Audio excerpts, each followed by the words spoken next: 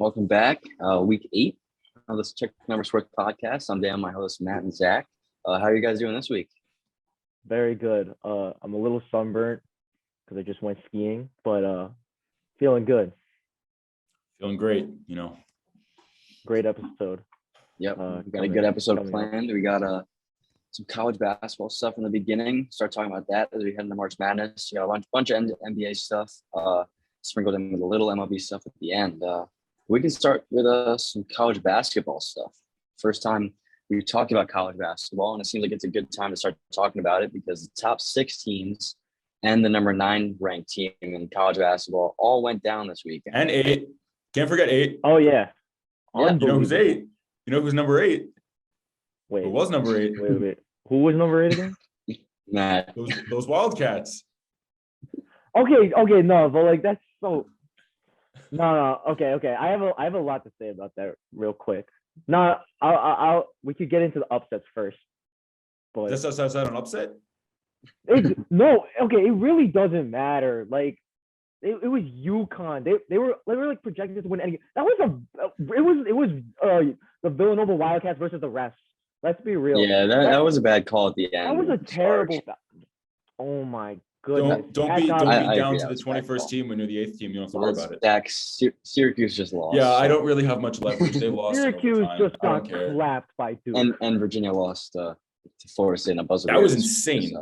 This weekend. Yeah, that was nuts. That was insane. That's not being talked about enough, actually. But we can start.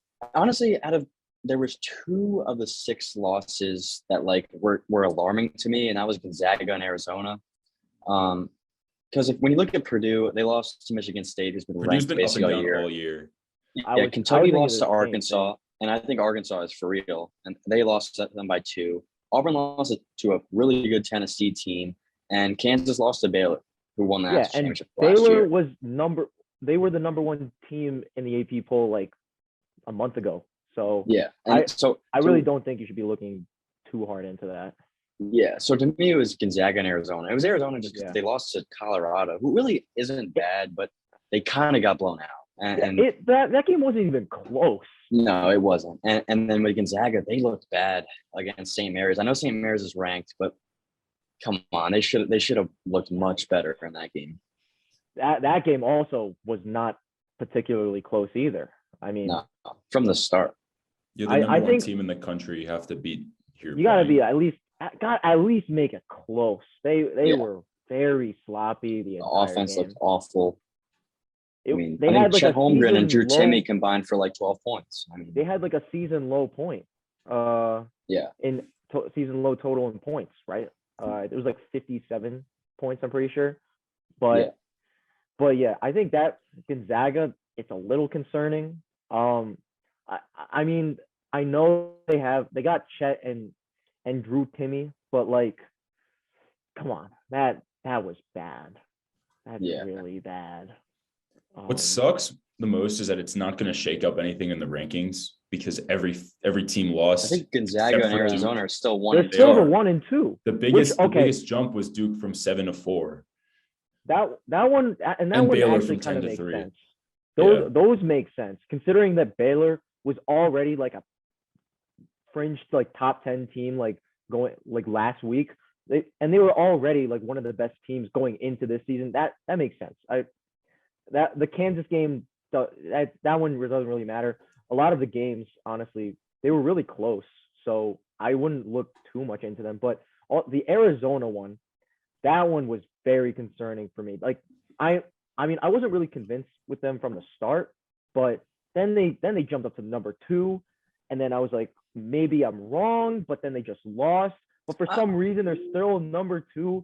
They haven't really beat. I think Arizona is a pretty solid team because I was going to mention. I mean, they have solid, but they have NBA talent on their team. If I had to pick a Final Four right now, they would definitely be in it. I agree. To me. Really?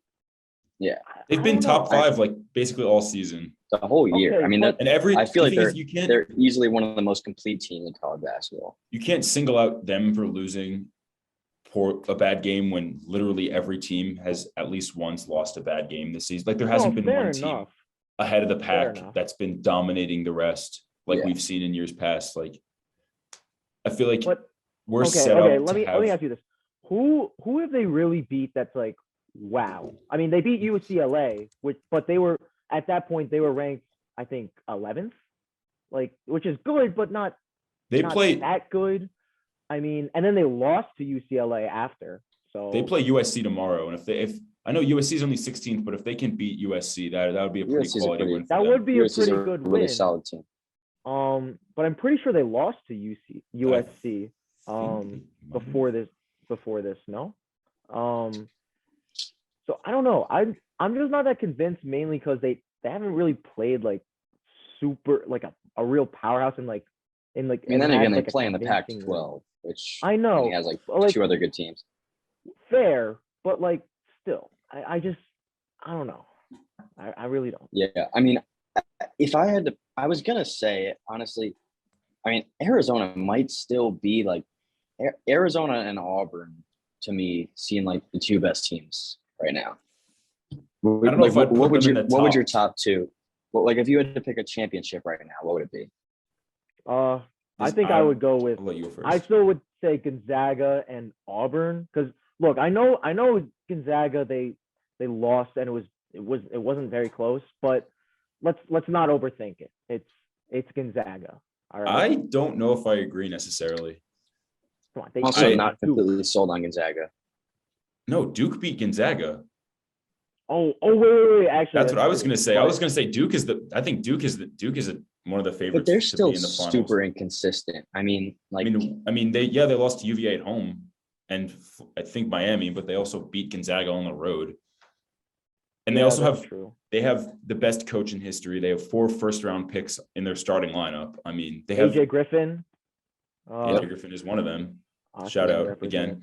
But hometown again.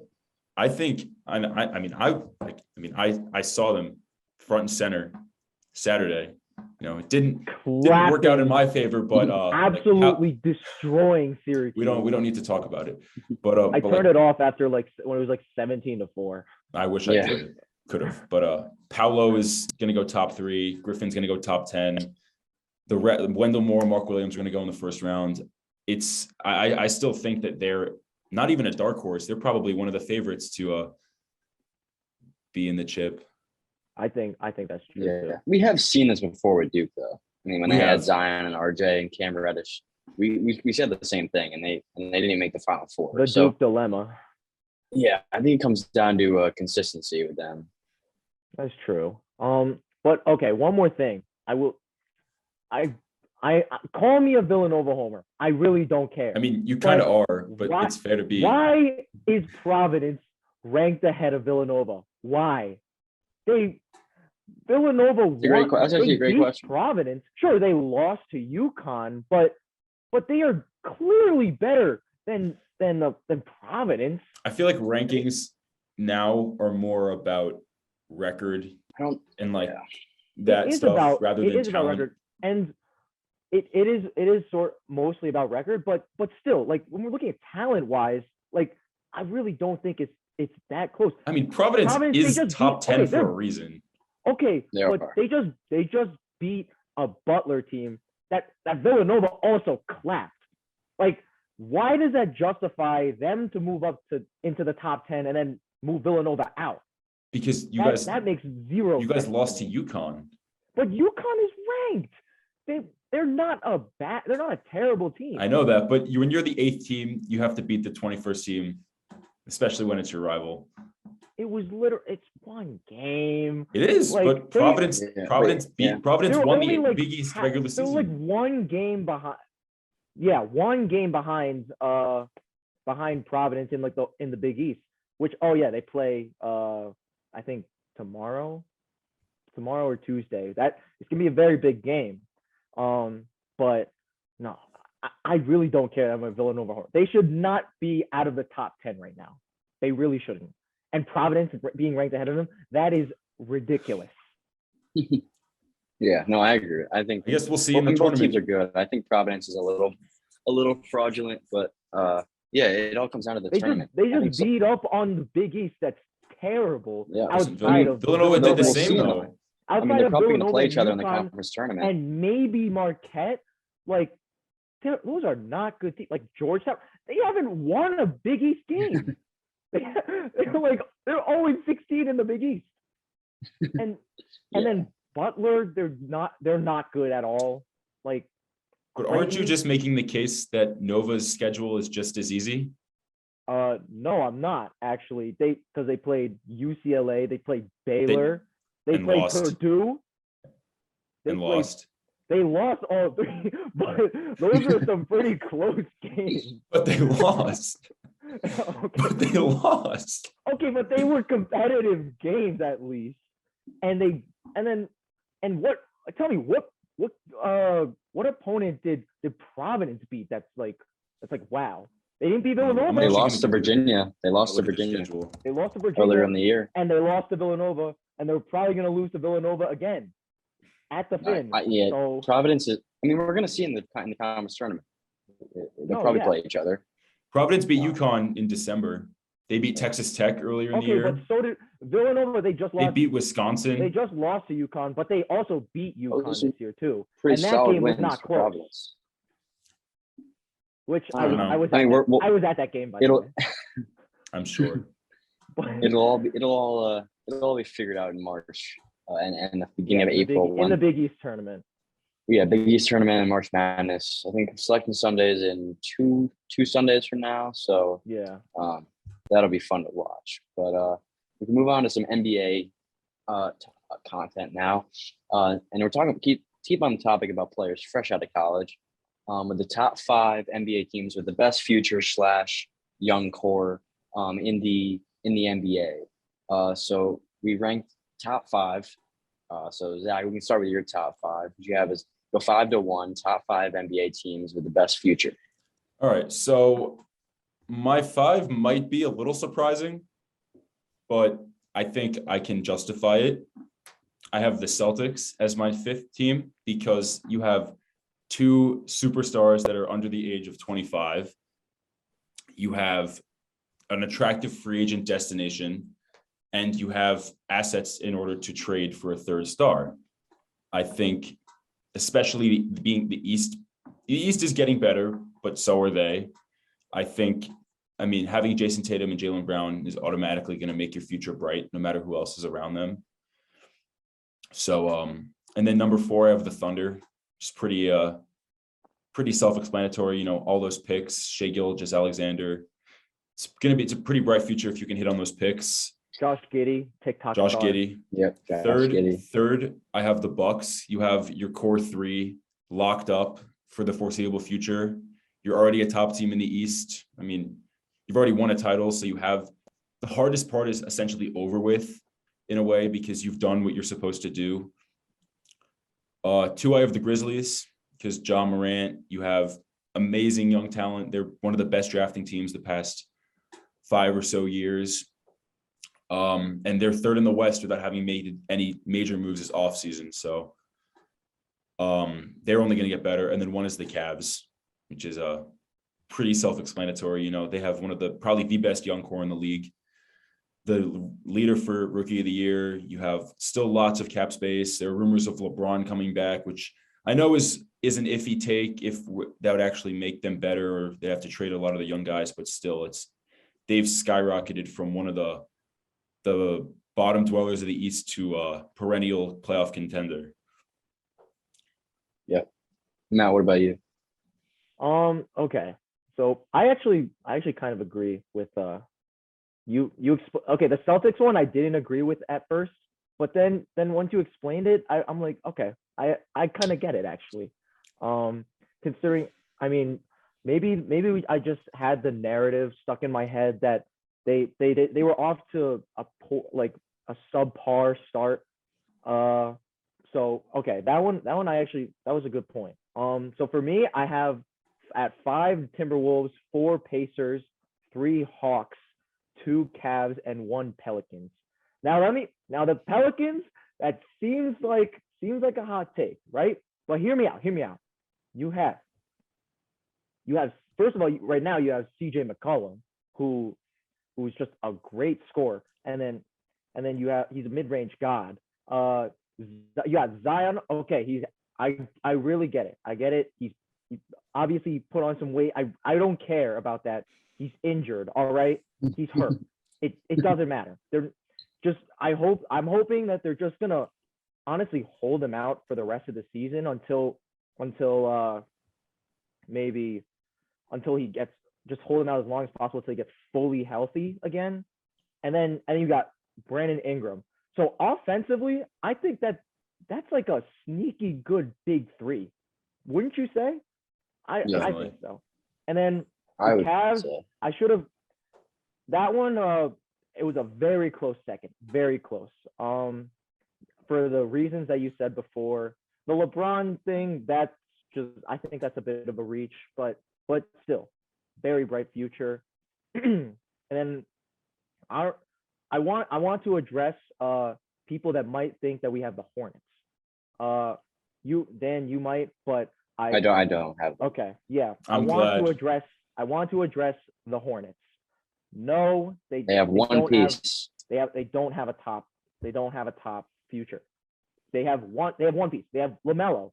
And then you have Gordon Hayward. Maybe Miles Bridges. Maybe okay, no, Miles Bridges is a good player now, but he's a restricted free agent this summer. And if he gets he gets like maybe $30 million a year, he might walk.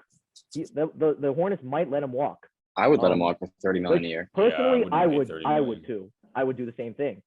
And then, so other than that, I know LaMelo is great. I love LiAngelo, Lonzo, LaMelo, but the Hornets are not a top franchise with a big future ahead of them. I just wanted to address that. And then also the Pacers. Oh my goodness. Tyrese Halliburton. Tyrese Halliburton is a franchise cornerstone. He's going to be an absolute star within the next couple years. He's already really good now. So I did want to add that the Pacers were going to be my sixth. I was deciding between them and the Celtics, but I just want to see how, I want to give the rebuild another year to see how it actually progresses before cementing them as a top future. But definitely their rebuild has started tremendously. No, yeah. And I think they have the pieces and the talent right now to compete in maybe the next 1 to 2 seasons. That's what I predict. I think if they get lucky in the draft, they could really skyrocket next season. That too. Yeah. Yes, definitely. So for me, I had 6 teams on my list because, I kept the Pelicans off because Zion, there's just a little too many questions around him for me. And then, Brandon Ingram's good, but look, they're solid. They have a good future if Zion is there. It's just too questionable right now compared to the other young cores and futures in the NBA. And I had the Knicks. It's at my 6th spot because I just had to put my Knicks in there. RJ Barrett, Mitchell Robinson, Cam Reddish, quickly Toppin, McBride, Grimes. My boy Jericho Sims is in there. Homer. They got a lot of. You're an absolute pieces. Homer. Although RJ, you were gonna put the Nets following. Okay, but at least with the Nets, they don't have. What do they have? Okay, RJ's averaged 30 points a game the past 5 games. The other night. Okay, but they have KD locked up for the foreseeable future, and Kyrie is probably. And they would have had James Harden, but what happened there? Oh my! It doesn't matter. You see the pieces that they got from that. What's the score of their game right now? What is it? We can save this for later. What star is playing right now? They're down right now? They're down like 30. They were expected to lose that game. KD, Kyrie, and Ben Simmons are not playing. We don't have to get into this again, but let Dan finish. So number 5, I had the Boston Celtics because when you have 2 probably top 20, 25 players in the league and Jason Tatum and Jaylen Brown, you've got a good future, especially with their contract situation. I think it's pretty solid. And they have a bunch of other pieces with Romeo Langford and Grant Williams and Pritchard and Neesmith that they can somehow develop them into some good role players. Marcus Smart. At number 4, I had the Grizzlies with John Morant, Jaren Jackson Jr., Desmond Bain. They've got a lot of pieces there. Number 3, I had the Thunder with Shea Gilgeous, Josh Giddey, and the hundreds and hundreds of draft picks they've acquired through the last couple of years. Number 2, I have the Hawks with Trae Young, John Collins. Although there's been rumors about John Collins maybe getting traded or moved at some point. Jalen Johnson, That would be Okongwu, very disappointing. if he Sharif does. Cooper, and the GOAT Kevin Knox is also in Atlanta. And then number 1, I had the Cleveland Cavaliers with Garland, Mobley, Jared Allen, Markkanen, Sexton, LeVert, Okoro. Like the names go on. All 7 of those guys are really good, and probably 2 or 3 of them are all-star level with Garland and Allen. They're all LeVert and is they're up all there. super young. Colin Sexton's been hurt for most of this year. Mobley's going to be an all-star eventually. Yeah, I mean, they are in a really, really good spot. And with the whole LeBron thing, we're going to get into a LeBron topic next. But, I mean, yeah, you're right. If they did trade for him, they would have to give up some of those guys. But they have the pieces to do it. They have the pieces where they could get him. Could afford to do they it. could get him and still have pieces left. So I only had mentioned Cavs as number 1. I only mentioned it because it's been in like rumors. It's not just something out of thin air. It's actually been talked about. They talked about it. No, yeah. So I think. but you can go ahead. Sorry. Okay. Yeah, no. For me, I know I have the Cavs at 2. Like, I think for me, it's just with the Pelicans. It's really, I'm more projecting them just because mostly, and it's a very optimistic projection, assuming that Zion can return fully healthy. Because it's kind of similar to what we're doing with the Thunder with their draft picks. That's true. Yeah, because the last thing they got to do is just draft good players, which they have all the picks. Just a couple of them need to hit now. I do want to address one thing. Like you guys both said the Hawks, and I don't know if I really see it. I mean, this is a team that was in the Eastern Conference Finals last year, and they're like the 9th seed. They're the 9th seed this year. They've regressed. Yeah, but they proved they can make it to the Eastern Conference Finals. But shouldn't they have played to that level this year?